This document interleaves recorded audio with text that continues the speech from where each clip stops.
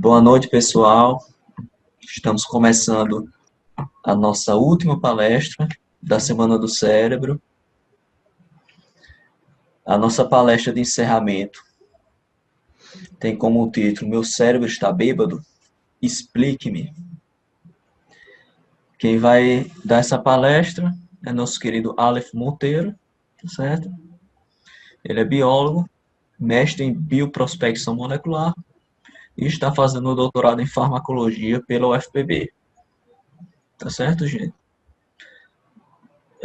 Vou dar a palavra agora para o Aleph. Pode iniciar a sua palestra, tá certo? Eu vou me mutar aqui, tirar o meu vídeo, mas qualquer coisa eu estou aqui, tá? Fique à vontade. Ok. Bom, boa noite a todos. Primeiramente, eu gostaria de cumprimentar todos os participantes, agradecer à comissão organizadora pelo convite, né?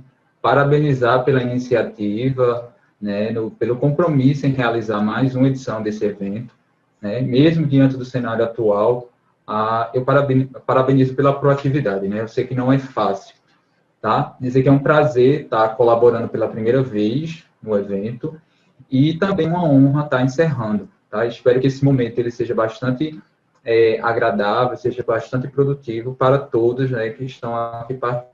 Bom, eu acredito que o tema da palestra ele é bem interessante, né? E com certeza deve ter atraído, com certeza, a atenção de muitos aqui, seja por aqueles que fazem uso recreativo, né, de algum tipo de bebida, bem como também por não usuários, né? É realmente um assunto que desperta curiosidade, certo?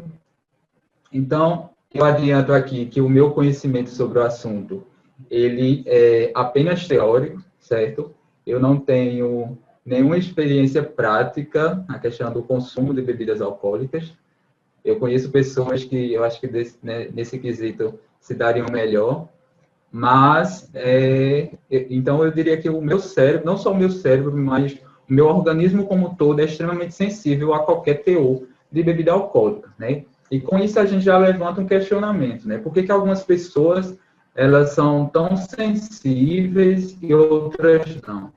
Isso a gente vai tentar responder ao longo da nossa conversa, né? Prefiro chamar assim, de conversa. Então, vamos ao que interessa, né? Deixa eu só passar aqui o slide. Então,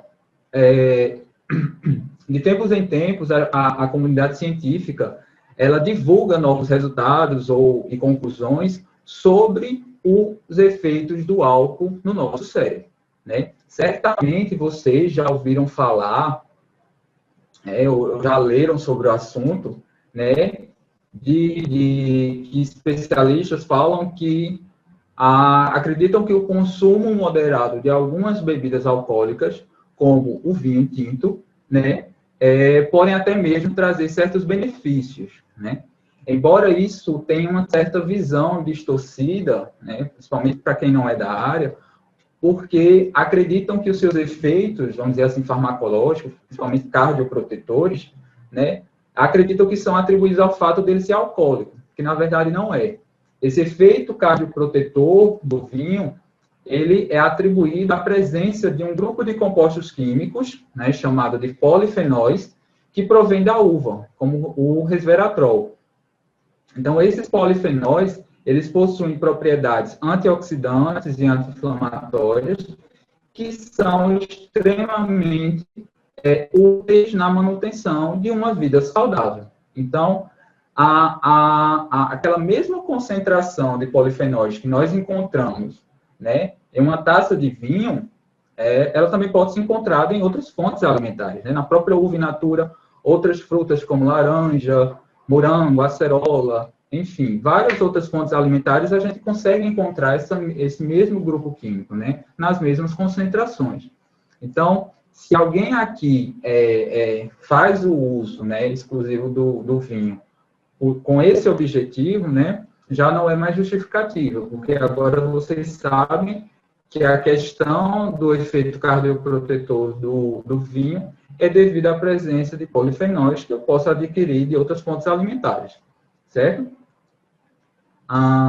Então, alguns profissionais, né, criticam muito a ingestão desse tipo de produto sob o argumento de que o álcool de lesionar vários órgãos, como o fígado, os rins, o próprio coração e, é claro, o nosso cérebro também. E, de fato, o álcool etílico puro, ele é capaz de lesionar células nervosas e outros tipos de células e também micro-organismos, né? É isso que faz do álcool um excelente desinfetante. Nós temos usado bastante o álcool para fazer a asepsia das nossas mãos aí contra o coronavírus, certo? Então, antes de entrar no nosso assunto, propriamente dito, eu gostaria de contar um breve histórico, né, para a gente entender quando tudo começou, né? Quando é que nós começamos a fazer o uso de bebidas alcoólicas, né? Acredita-se que a bebida alcoólica, ela teve origem na pré-história, tá? Mais precisamente em um período chamado Neolítico, que foi um período onde o ser humano ele passou a exercer a prática da agricultura, né? Ele deixou de ser nômade e passou a se fixar em um local e a produzir o seu próprio alimento. Então, bebidas alcoólicas, elas surgiram a partir de um processo de fermentação natural, isso há mais de 10 mil anos atrás, e o ser humano ele passou a consumir e atribuir diferentes significados, né, ao uso do álcool, né? Seja para fins recreativos, hoje a gente vê que praticamente todo tipo de reunião ou de comemoração tem a presença de bebidas alcoólicas, bem como também com finalidades ritualísticas, né, espirituais, religiosas, né? Existem diferentes tipos de bebidas ao redor do mundo que tem algum teor alcoólico, né? Então, várias civilizações antigas, né, os gregos, os romanos, os egípcios, registraram, de alguma forma, o consumo e a produção de bebidas alcoólicas ao longo da sua existência, né? E um relato interessante que eu trago para vocês, que exemplifica bem a presença de bebidas alcoólicas na nossa história, é a chamada embriaguez de Noé, né? No Antigo Testamento, quem conhece a Bíblia, é descrito que Noé, após o dilúvio, uma das primeiras coisas que ele fez foi plantar vinho e plantar uvas, perdão, e a partir das uvas fazer o vinho, né? Ele fez o uso da bebida ao ponto de se embriagar, né? Reza a Bíblia que Noé gritou, tirou a roupa, desmaiou, né? Fez realmente toda aquela cena que uma pessoa embriagada geralmente faz, né? E esse é um dos primeiros relatos escritos que se tem conhecimento de um caso de embriaguez, né? E Michelangelo, aquele famoso pintor renascentista, ele se inspirou nesse episódio para pintar esse afresco que está lá no teto da Capela Sistina no Vaticano, tá? Então, em vários outros importantes eventos da humanidade, a gente observa a presença de bebidas alcoólicas. Na própria Santa Ceia, né, a gente teve lá a presença do vinho, né? Jesus era usuário do vinho, tanto que ele transformou água em vinho, né? Acho que muitos usuários gostariam de ter esse poder, né? Mas, enfim, então, a gente percebe com esse breve histórico que não apenas o uso de álcool, mas também os seus efeitos cerebrais, né, como a embriaguez, que é a soma, o conjunto de todos os efeitos que ele causa no cérebro, né, são aspectos que acompanham a humanidade desde seus primórdios, tá? Então, com isso, com esse breve histórico, a gente consegue linkar a tema, né? E talvez a gente entenda algumas perguntas, né? Por que as bebidas alcoólicas elas são tão consumidas, né, e tão queridas pela humanidade? Qual é a relação do álcool com o nosso cérebro? como ele influencia na nossa atividade cerebral, causando todos os efeitos complexos, né? Quais são as consequências do uso crônico e até mesmo moderado do álcool para as nossas funções cerebrais. Então, a gente vai tentar responder isso ao longo da nossa apresentação, tá? Então, partindo do princípio, eu preciso antes apresentar os nossos protagonistas, né? Se eu quero entender quais são os efeitos do álcool no nosso cérebro, é bom a gente se situar, até mesmo, não sei se todos aqui são da área, mas durante o evento todos ficaram bem cientes sobre o tema, né? Mas é bom a gente situar um pouco algumas definições para ajudar no nosso processo de entendimento, tá? Então, o cérebro, né? O nosso cérebro é um dos principais órgãos que compõem o famoso sistema nervoso central, né? Que é formado pelo cérebro, tronco encefálico, né? Mesencéfalo, ponto e bulbo, e o cerebelo, juntos formam o encéfalo, né? Em seguida, nós temos a medula espinhal. O conjunto desses órgãos é chamado de sistema nervoso central, porque ele se localiza centralmente. Especialmente o cérebro, ele é responsável por várias funções, entre elas funções cognitivas, né, desde a nossa capacidade de aprendizado, linguagem, consciência, memória, modula o nosso comportamento emocional, além de processar informações dos nossos sentidos, juntamente com outras estruturas do encéfalo, para iniciar os movimentos, né, a nossa motricidade, e garantir a nossa coordenação motora, certo?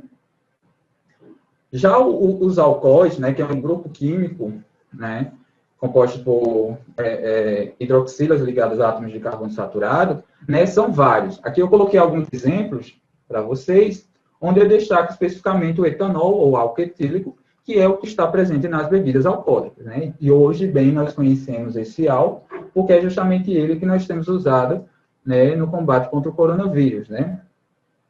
Então, o nosso sistema nervoso central, por ser tão importante, como todos aqui sabem, ele precisa ser protegido. Então, existem barreiras específicas que protegem o nosso sistema nervoso central dos mais diversos insultos, né? Nós temos barreiras que protegem contra insultos mecânicos, né? Que são as chamadas meninges, dura mater, pia mater, aracnoide, né? Que protegem contra lesões mecânicas, vamos dizer assim. E nós temos a famosa barreira hematoencefálica, né? Que protege, vamos dizer assim, o sistema nervoso central contra insultos químicos, de tudo aquilo que nós ingerimos, né? A barreira hematoencefálica, ela é uma única camada, ela é uma camada fina de células, certo? Essa azulzinho aqui, ó, de células endoteliais, que limita a passagem de substâncias do sangue para o parênquima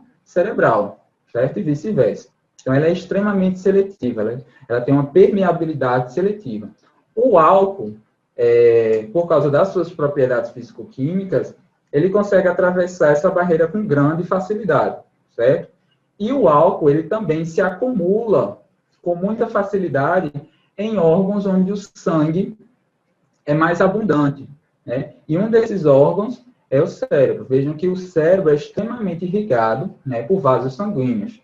Então, aqueles órgãos onde eu tenho alta concentração de sangue, o álcool ele ficará mais concentrado, né? Lembrando que o álcool ele é solúvel em água, então, naqueles órgãos onde eu tenho um alto índice de água, o álcool ele vai se concentrar muito mais, tá? Então, quem bebe ou quem convive com pessoas que bebem já deve ter percebido algum desses efeitos que eu listei aí, né? Que são os principais, vamos dizer assim, tá? Então, o álcool, além de causar o vício e a dependência, que está intrinsecamente associada aos seus efeitos a nível do sistema nervoso central, nós vamos falar mais para frente, ele pode agir no córtex cerebral, que é a área responsável por todo o processamento de informação e consciência, e dificultar o pensamento lógico racional, bem como o desenvolvimento racional da fala, né? Ele perturba, ele causa uma perturbação na nossa fala, né? Ele também dá uma falsa sensação de bem-estar, certo? Ele afeta o nosso senso de equilíbrio, né? A coordenação entre mãos e olhos, ela fica prejudicada, ok? E também ele geralmente causa o que nós chamamos de perda do autocontrole, né? Literalmente, o álcool, ele nos impede de parar ações e comportamentos que racionalmente nós não faríamos, né? Então, ele nos deixa mais impulsivo, não? Então, todos esses efeitos que observamos claramente em uma pessoa que ingeriu bebida alcoólica são em razão de sua ação em nível cerebral, tá? Mas aí vem a pergunta, como esses efeitos eles surgem? Né? Onde é que o álcool ele atua para causar todos esses efeitos, essas alterações? Então, logo que o álcool ele chega ao cérebro, né, poucos minutos depois de ser ingerido, em qualquer quantidade, o álcool ele começa a agir sobre os neurotransmissores e seus receptores, né? O que são os neurotransmissores? Os neurotransmissores são substâncias químicas responsáveis pela comunicação entre células nervosas e entre células nervosas e outras células do nosso corpo, né? Lembre que as células nervosas elas se comunicam entre si através de sinapses químicas. Química porque ele precisa de uma substância química. Essa substância química são os neurotransmissores, não é isso? Então, a ingestão de bebidas alcoólicas, ela afeta diretamente a neurotransmissão, né? Fazendo com que os neurotransmissores eles sejam liberados em quantidades diferentes do normal, ok? Então, a partir do momento em que uma substância interfere na principal forma de comunicação entre os neurônios, obviamente, todas as funções cerebrais elas serão afetadas, né? Serão alteradas, tá? Aqui são alguns exemplos dos principais sistemas de neurotransmissores cerebrais que são fortemente modulados pelo álcool. Nós temos o sistema GABAérgico, o sistema glutamatérgico, o sistema dopaminérgico e o sistema serotonérgico, certo? Então, por exemplo, né, quais seriam os efeitos que a gente observa quando o álcool ele interfere no sistema GABAérgico? O sistema GABAérgico é o principal sistema inibitório do sistema nervoso central, né? Ele tem como neurotransmissor-chave o ácido gama-aminobutírico, que é o GABA, né, que atua, entre outros receptores, nesse receptor aqui, chamado de GABA-A, que é um canal iônico seletivo para o cloreto. E, além do álcool atuar diretamente nesse receptor, ativando esse receptor, ele também consegue estimular a liberação de GABA. Então, o efeito do álcool no sistema GABAérgico é bem mais acentuado. Então, ele aumenta o tônus GABAérgico, que é a principal via inibitória do sistema nervoso central. Como consequência, né, o indivíduo ele vai ficar mais desinibido e relaxado. São os primeiros efeitos que um indivíduo sente após a ingestão de algumas doses de bebidas contendo álcool, né? Mas, de maneira negativa, a ativação excessiva dessa via irá causar efeitos comuns que observamos quando o indivíduo está alcoolizado. Nós temos aí a lentidão, fala enrolada, o indivíduo, com o tempo, ele vai se sentir mais sonolento, e em casos graves, né, ao excesso de bebidas alcoólicas, o indivíduo pode entrar num estado de coma, que nós chamamos de coma alcoólico, tá? Então, todos esses efeitos, eles estão intrinsecamente associados pela ativação dessa via pelo álcool, tá? Ao mesmo tempo que eu aumento a atividade inibitória, eu diminuo a atividade excitatória, inibindo o neurotransmissor excitatório, né, a principal via excitatória do sistema nervoso central, que é a via glutamatérgica, modulada pelo neurotransmissor aminoácido glutamato, né? Suprimindo desse modo os efeitos estimulantes. Então, tem uma diminuição dos efeitos estimulantes do meu sistema nervoso central. E isso pode levar a um tipo de retardo fisiológico, né? O sistema GABAérgico, ele atua sobre o controle da ansiedade, né? Tanto que as principais drogas ansiolíticas, elas têm como mecanismo de ação modular o sistema GABAérgico, né? Nós temos o diazepam, o clonazepam, enfim. Então, quando armado pela inibição da produção do glutamato, né? Isso deixa a pessoa mais relaxada e com a capacidade de interagir melhor com seus amigos. Porém, quanto mais GABA, menos glutamato. E, consequentemente, menos autocontrole também. Certo? Então, pessoas tímidas, elas realmente se transformam com poucas doses de álcool. Eu acredito aqui que todos já devem ter experienciado isso, né? Conhece alguém que é assim, ao beber, ao fazer o consumo de bebidas alcoólicas, se transforma. E está intrinsecamente associado ao efeito do álcool no sistema GABAérgico, onde eu tenho um aumento da inibição e uma diminuição das vias excitatórias, né? Então, eu deixo o indivíduo mais desinibido, mais relaxado, ok? Então, o álcool, ele também modula a liberação da famosa dopamina, tá? Que é justamente que dá aquela sensação de euforia e bem-estar, né? Após as primeiras doses. Porém, o uso crônico e a estimulação repetida de vias dopaminérgicas, que eu citei aqui para vocês, as principais, né, a nigrostriatal, tuberofundibular, mesocortical e mesolímbica, né, principalmente a mesolímbica, o aumento da ativação dessa via é a responsável por gerar a famosa dependência, né? É ponto pacífico que qualquer droga que tenha o potencial de gerar dependência, ela afeta o nosso sistema de recompensa, né? O sistema de recompensa do cérebro, alterando direto ou indiretamente a sinalização da dopamina nessa importante via chamada de mesolímbica, né?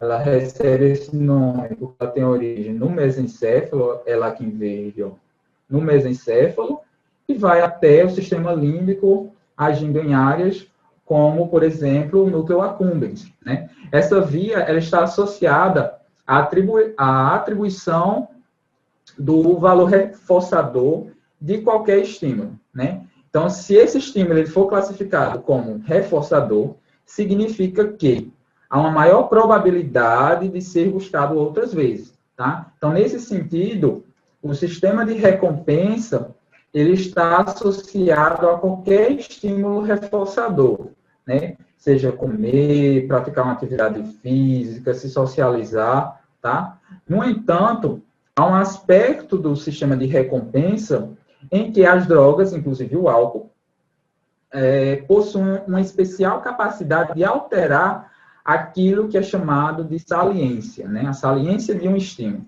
A saliência de um estímulo aponta o quanto aquele estímulo é novo, é inusitado e potencialmente mais reforçador. A grosso modo, quanto mais saliente, melhor, tá? Então, a saliência de um estímulo está diretamente associada a um aumento da sinalização dopaminérgica na via mesolímbica, né? Implicando em um aumento da liberação de dopamina pelo núcleo accumbens, tá? Então, esse mecanismo de saliência, no entanto, para a grande maioria dos estímulos naturais, ele é pontual e ele vai diminuindo conforme o estímulo ele deixa de ser novo, tá? No caso das drogas, o que é que acontece? O efeito de saliência, ele tende a não se atenuar, ele tende a não diminuir. Então, a sinalização dopaminérgica, ela se mantém de forma bastante acentuada, tá? Estimulando o núcleo accumbens, tal como se o estímulo fosse ainda novo e muito reforçador.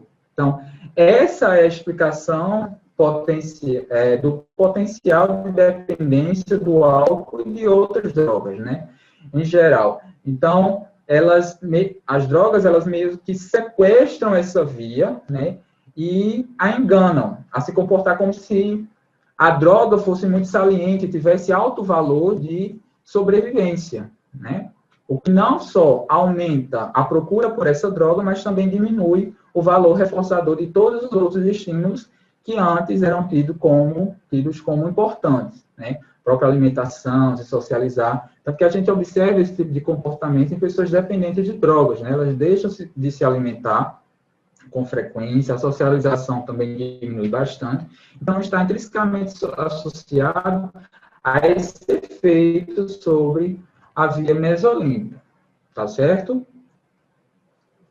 Por fim, a gente observa também que o álcool ele tem uma importante capacidade de modular o sistema serotonérgico, né, que é o sistema que libera serotonina, né, produz e libera serotonina. Então, o álcool também aumenta a liberação da 5-hidroxitriptamina, conhecida como serotonina, que é o neurotransmissor que serve para regular o prazer e o nosso humor, né? Então, com mais serotonina, né, que é considerado o hormônio da felicidade, mais euforia, certo? Mais eufórico eu fico.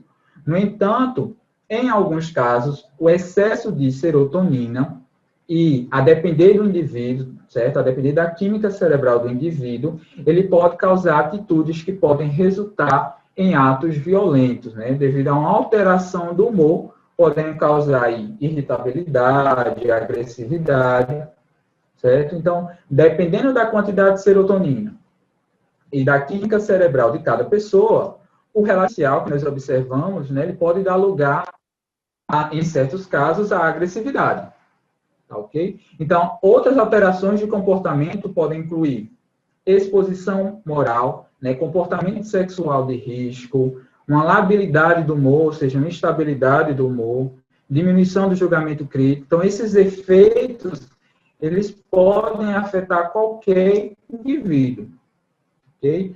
Então, entendam o seguinte, o álcool é uma substância complexa, tá? Sua ação farmacológica é muito variada, porém, ele atua diretamente como um depressor do sistema nervoso central. O álcool ele não é um estimulante, como muitos acreditam.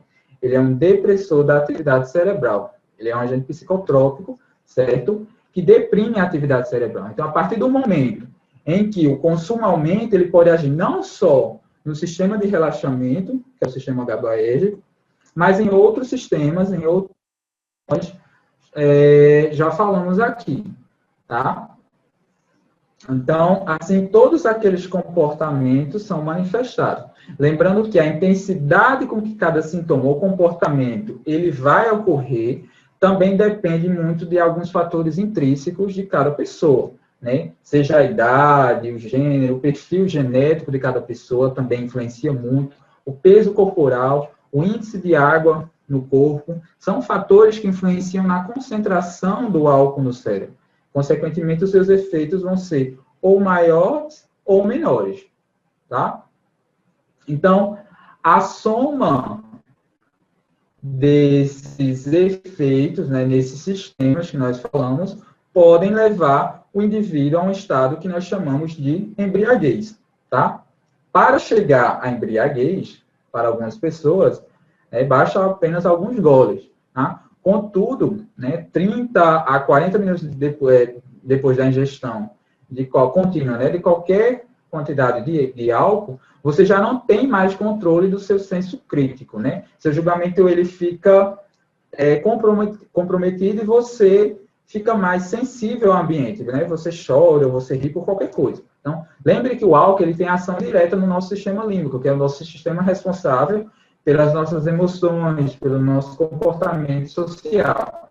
E ele age como um depressor das funções cerebrais, né? Então, ele diminui o nosso centro da crítica, né? Diminui o nosso senso crítico, o que leva a pessoa a ficar mais expansiva, certo? Então, passando aqui o slide, e a ressaca, né? Após passar os efeitos da embriaguez, a famosa ressaca, com certeza, ela irá aparecer. Embora algumas pessoas, né, em exceção, né, não manifestam ressaca, né? Essas pessoas eu acho que deveriam ser estudadas. Mas, entre 12 a 24 horas após a ingestão de qualquer dose, né, qualquer bebida alcoólica, você provavelmente vai acordar com ela. E ela se manifesta das diferentes formas, né? Desde uma simples dor de cabeça, tontura, náuseas, enfim, muita sede, né? Aí vocês podem me perguntar, existe alguma bebida alcoólica que não causa ressaca? Não. Todas podem causar ressaca. O que vai variar é a intensidade dessa ressaca, né? Que depende não só da concentração do teor alcoólico nessa bebida, como também da presença dos chamados congêneres, que são subprodutos que são gerados durante a fabricação da bebida alcoólica. certo? Que esses congêneres, eles podem intensificar a ressaca. Mas e aí, dá para prevenir? Dica para evitar, né, a ressaca é não beber, o que é impossível para algumas pessoas, né? Mas existem alguns truques, né, que podem ajudar a diminuir, pelo menos, os sintomas da ressaca. Aqui eu listei para vocês os principais, que muitos já devem conhecer, né? O primeiro deles é beber menos, que para algumas pessoas é impossível, né? Eu conheço pessoas que, se for para beber menos, nem chamam, né, Humberto Hugo? Eu acho que você está na sala. Então, outra dica é beber espaçadamente de forma devagar, né? Ser tão afoito assim. A terceira dica é beber de estômago cheio, né? Isso realmente ajuda, não só a prevenir uma ressaca pesada, mas também a embriaguez, você demora a se embriagar. Por quê? Porque o álcool, ele é absorvido principalmente nas primeiras porções do intestino delgado, no duodeno, no jejum. Então, quando o seu estômago está cheio, o seu organismo ele vai dar prioridade a absorver os nutrientes do alimento. Então, o álcool ele vai ser absorvido de forma devagar. Então, a concentração que ele vai chegar no sangue vai ser menor, tá? Então, seus efeitos vão ser menores ou vão aparecer de forma tardia, tá? E uma dica muito importante é justamente beber bastante água, né? O álcool deixa a pessoa desidratada e é indicado que se tome a cada hora, pelo menos, a depender do nível de ingestão, né, um copo de água, né? Essa dica também ela funciona ainda para deixar o álcool mais diluído, o que, consequentemente, vai diminuir a concentração do álcool no sangue, e assim você vai demorar a se embriagar, tá? A má notícia, né, que além da ressaca física, que é resultado da ação tóxica dos metabólitos do álcool, como, por exemplo, o acetaldeído, e da própria desidratação, tem ainda a famosa ressaca moral, que nada mais é do que o famoso arrependimento, né? Com a diminuição da crítica, a pessoa se dá o direito de fazer coisas que, de outro modo, ela não faria, né? O álcool ele pode também causar o esquecimento, né? O que traz a insegurança pelo fato de você não saber até que ponto a pessoa se expôs, né? Sabendo que isso é uma reação, isso não é uma reação física, é puramente psicológica, tá? E aqui é importante a gente abrir um parênteses para falar que justamente não é aceitável colocar a culpa na bebida para justificar certos comportamentos.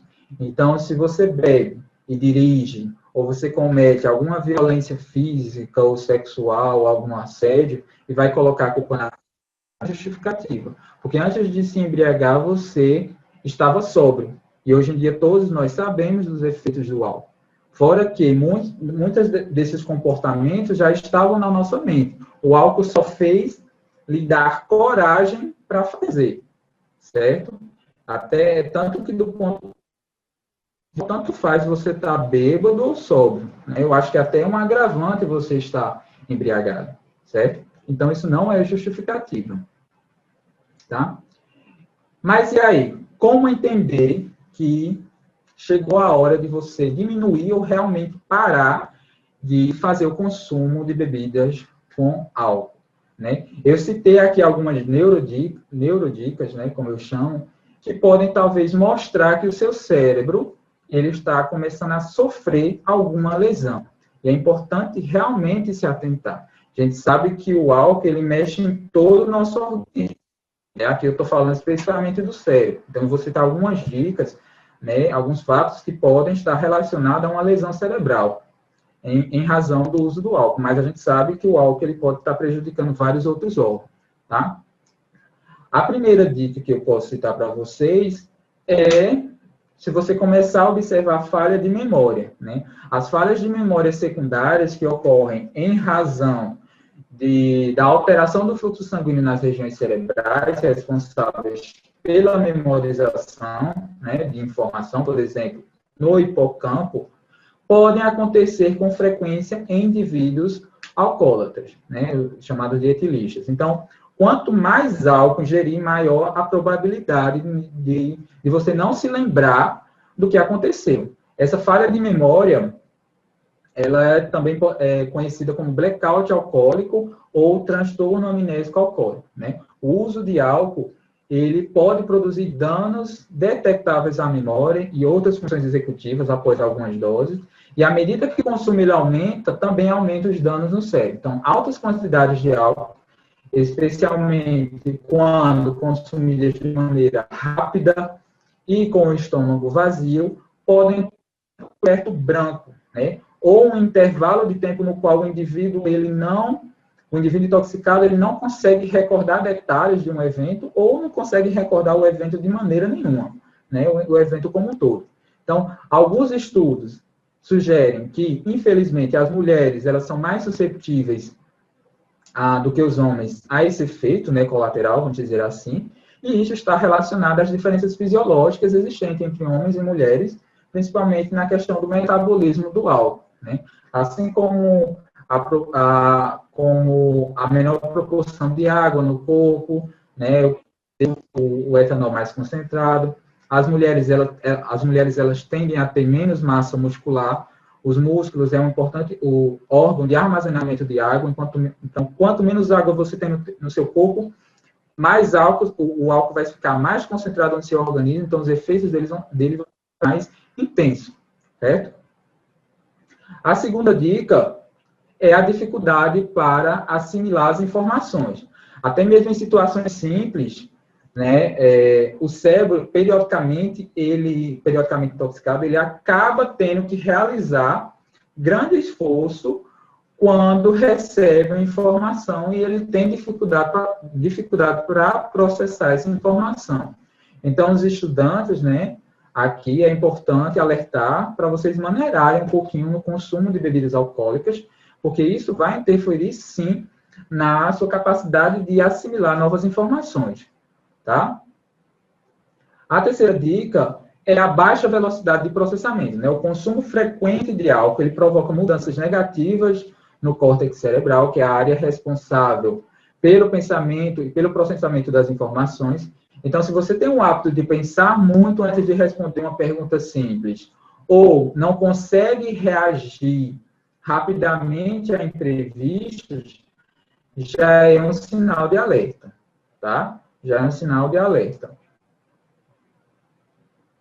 A quarta dica é a dificuldade de se concentrar, né? Com frequência, ao entrar no sangue, o álcool ele aumenta os níveis de um hormônio chamado norepinefrina, né? Que é um hormônio de excitação. E é ele que causa uma euforia emocional. Então, com o passar do tempo, o nível elevado da norepinefrina faz com que o comportamento se torne mais impossível, distraído, né, e sem concentração. Portanto, se você perde o foco em uma conversa ou enquanto está realizando alguma atividade no seu trabalho, não pense que isso é resultado apenas de uma falta de motivação ou um déficit de atenção. O problema pode estar no consumo de bebida alcoólica.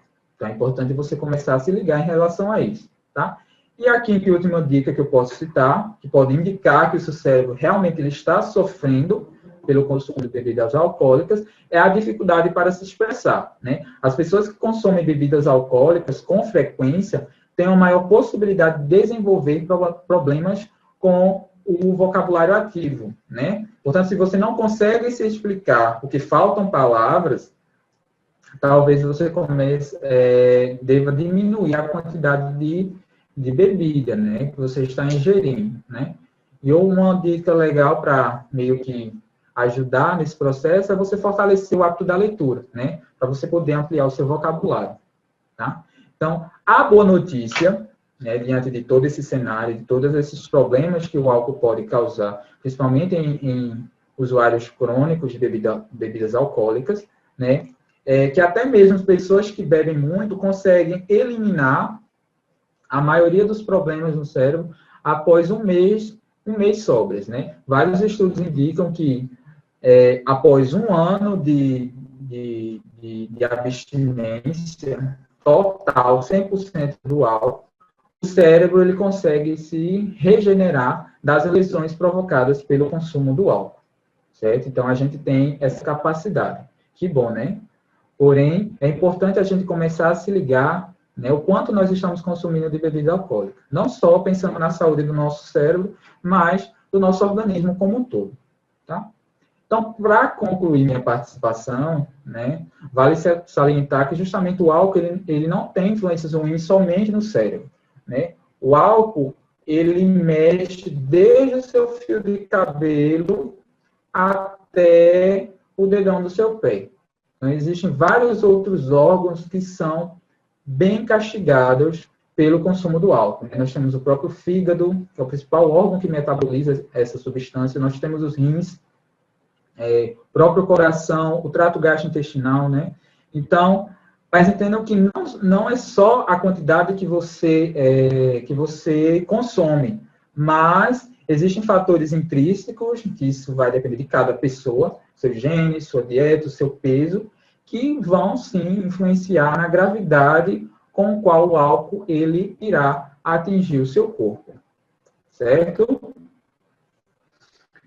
Então, é isso, pessoal. Eu acho que era o que eu queria passar para vocês, eram essas informações. Tá? Eu agradeço a atenção de todos e, mais uma vez, ao convite feito. Eu gostaria de agradecer em especial ao professor Cícero pela confiança em indicar o meu nome. Eu gostaria de agradecer também a dois colegas, dois amigos, Ana e Hugo, que ontem me ensinaram a mexer um pouco nesse sistema do Zoom, que particularmente eu não conhecia, né? E é isso, aqui está o meu e-mail, quem quiser entrar em contato, né? E eu deixo aberto aí para algumas perguntas, alguns comentários, caso alguém tenha, certo? E é isso. Pronto, Aleph. Temos muitas perguntas aqui, tá certo? O pessoal está bem curioso. Estou vendo alguns elogios aqui no chat. Eu vou ver aqui algumas perguntas. Vamos ver se eu vou saber responder, né? Se não souber, não tem problema não. Um anônimo perguntou: existe de fato perda de memória após a ingestão de bebida? Sim, sim, existe sim. O álcool, como vocês viram, vocês estão me ouvindo? O álcool, Sim. como vocês viram, ele interfere em várias áreas cerebrais. Ele causa, a longo prazo, a curto e longo prazo, a depender muito da pessoa, lesão, uma área importante responsável pela nossa memória de curto prazo, que é o hipocampo. Né? Então, a gente realmente, estudos mostram sim que o álcool ele causa esse problema de memória. Tá? Isso não é mito. Tá? Obviamente, tem pessoas que não manifestam esse tipo de reação, mas isso é claramente observado pelo consumo do álcool. Ele causa lesão em neurônios hipocampais e, consequentemente, interfere na nossa memória, certo? A curto e longo prazo. Tá, e relacionado também com essa pergunta, temos aqui outra. A pessoa pode recordar os episódios que esqueceu depois de algum tempo? Então, isso também é muito particular. Isso pode acontecer e pode não acontecer. Tem algumas pessoas que usam o artifício de que não lembram, mas na verdade lembram. Mas algumas Sim, pessoas realmente não lembram de nada. Né? Isso é muito intrínseco de cada pessoa, sabe? Os efeitos do álcool, eu li muito sobre isso, é que não existe um padrão. Existe uma sim. porcentagem, mas não existe um padrão. Existem exceções. Então, realmente, tem pessoas que não lembram de nada, tem pessoas que lembram de detalhes, tem pessoas que lembram de tudo, e tem pessoas que fingem que não lembram. Né? Isso é fato, realmente acontece. Viu? Eu tenho um colega em especial, que eu acho que ele está aqui na sala, por exemplo, os efeitos da ressaca, você não observa nele. Ele é uma exceção à regra. Ele pode beber o que for, que no outro dia ele está muito bem, obrigado, no laboratório, nem parece, entendeu? É um caso a ser estudado. Mas para você ver, os efeitos do álcool variam muito, como eu falei. Tem fatores intrínsecos de cada pessoa que influenciam na forma como o álcool ele vai se manifestar no seu corpo. Desde a sua genética, o seu peso, o índice de água no seu corpo, a sua dieta, são fatores que têm que ser levados em conta, certo? Temos muitas perguntas sobre beber junto com água, né? Eu sei que você falou, mas pode ter alguma coisa aqui, por exemplo. É mito ou verdade que beber tomando água pode afetar negativamente os rins? Não, não que eu saiba, né? Até porque, na verdade, é importante que a ingestão de água ela seja feita, né? Porque o que acontece com o álcool? Vocês estão não me ouvindo bem, né? O que Sim. acontece? O álcool, bebidas alcoólicas, ela tem um alto teor de água, certo? Então, quando você ingere muita bebida alcoólica, meio que o seu organismo ele fica sem entender o que é tanto aquela alta concentração de líquido. Então, ele aumenta a diurese, certo? Ao aumentar a diurese, você elimina mais água que você já tinha no seu corpo, então você acaba se desidratando. Então, é essencial, extremamente importante, que pessoas que fazem o consumo de bebidas alcoólicas façam a ingestão de água para compensar essa perda natural que vai ocorrer de água, bem como tentar diluir mais o álcool, a concentração do álcool no seu sangue e, consequentemente, os seus efeitos, certo? Eu desconheço que o consumo de água, juntamente com o álcool, vai causar algum dano nos rins, né? Pelo contrário, tá? Mais uma pergunta. De que maneira a glicose age no cérebro, auxiliando na melhoria da embriaguez do indivíduo? A resposta é simples, né? A principal fonte de energia do nosso cérebro é a glicose, né? Então, o álcool, ao agir na atividade cerebral, ele vai causar uma alta perda energética. Então, ao você compensar essa perda, você consegue auxiliar na retomada da atividade cerebral normal, certo? Então, a glicose é extremamente importante porque é a fonte de energia das nossas células nervosas, ok? Tá, não param de chegar novas perguntas. Eu vou fazer a última agora, tá certo? Aí Porque você manda senão. para mim, ou manda que eu tento responder o máximo que eu puder, tá? Pronto. O pessoal deve ter anotado o seu e-mail, aí podem enviar no Entrar em e-mail. contato comigo, Uhum. à medida do possível eu vou respondendo, tá, pessoal? Pronto. Aí a última pergunta de hoje. O tipo de bebida alcoólica ingerida pode causar efeitos diferentes no cérebro? Então, com certeza, né? Porque quem bebe sabe que existem diferentes tipos de bebidas alcoólicas e cada bebida tem um teor alcoólico diferente. Né? Consequentemente, aquelas que têm um baixo teor alcoólico, seus efeitos vão ser mais atenuados, vamos dizer assim. Já aquelas mais fortes, mais concentradas, as destiladas, né? Aquelas bebidas brancas, vamos dizer assim, que tem um alto teor alcoólico, seus efeitos vão ser muito mais intensos, né? Existem estudos, é que eu não sei se aqui no Brasil existe, mas em alguns países existem diretrizes que estabelecem um limite de álcool que pode ser consumido por um indivíduo jovem, né? Um jovem adulto. Né? No Reino Unido, isso corresponde a cerca de 3 litros e meio de cerveja durante uma semana. Só que o indivíduo teria que beber de forma espaçada, certo? Ele não poderia consumir em apenas um dia. Eu acho que isso não funcionaria muito bem aqui no Brasil, né? Porque eu conheço pessoas que bebem muito mais que 3 litros e meio em apenas um dia. Mas existem diretrizes que realmente estabelecem a quantidade de álcool e, a depender da bebida, que o indivíduo pode ingerir por dia, por semana, melhor dizendo. Tá? Então, diferentes tipos de bebidas têm uma manifestação no nosso cérebro também diferente. Isso está intrinsecamente relacionado ao seu teor alcoólico, certo? Quanto mais álcool, obviamente, o efeito vai ser maior. Ok? Ok, Aleph. Então, Pergunta? vamos encerrar por aqui, porque senão a gente não termina hoje, né? O pessoal está bem interessado no Tudo bem. tema. Queria agradecer em nome da organização da Semana do Cérebro a sua presença, tá certo, Aleph? Eu que Queria agradecer agradeço. também a todos os participantes em todas as palestras. Agradecer também nosso coordenador do programa, de Neurociência Cognitiva e Comportamental FPB, que deu toda a liberdade para a gente elaborar esse evento. E queria também ampliar o convite para aqueles participantes que estejam aqui, que estão inscritos já no nosso curso e conferência em Neurociência Cognitivo e Comportamento. E vamos iniciar o nosso congresso amanhã, certo? Então, amplio esse convite para os que já estão inscritos, porque infelizmente e felizmente também as inscrições se encerraram muito rápido, tá? Então, agradeço a todos por terem ficado até aqui, quase 8 horas da noite, ouvindo a gente falar de ciência, né? Isso é raro. Espero que todos tenham gostado, tá certo?